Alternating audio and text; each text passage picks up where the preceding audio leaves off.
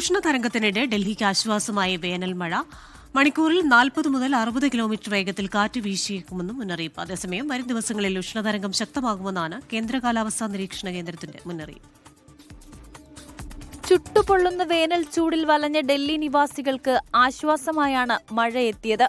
മണിക്കൂറിൽ 40 മുതൽ 60 കിലോമീറ്റർ വരെ വേഗതയിൽ ശക്തമായ കാറ്റ് വീശാൻ സാധ്യതയുണ്ടെന്നും കാലാവസ്ഥാ വകുപ്പ് അറിയിച്ചു.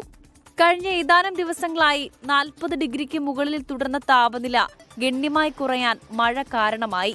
എന്നാൽ ഈ ആശ്വാസം നീണ്ടു നിൽക്കില്ലെന്നാണ് കേന്ദ്ര കാലാവസ്ഥാ നിരീക്ഷണ കേന്ദ്രത്തിന്റെ വിലയിരുത്തൽ. വരും ദിവസങ്ങളിൽ ഉഷ്ണതരംഗം വീണ്ടും ശക്തമാകും. വടക്കു പടിഞ്ഞാറൻ ഇന്ത്യയിൽ താപനില ഇനിയും ഉയരാൻ സാധ്യതയുള്ളതിനാൽ ജാഗ്രത പാലിക്കണമെന്ന് അധികൃതർ നിർദ്ദേശിച്ചു.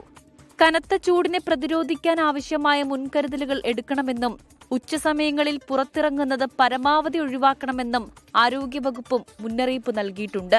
24 ഡൽഹി.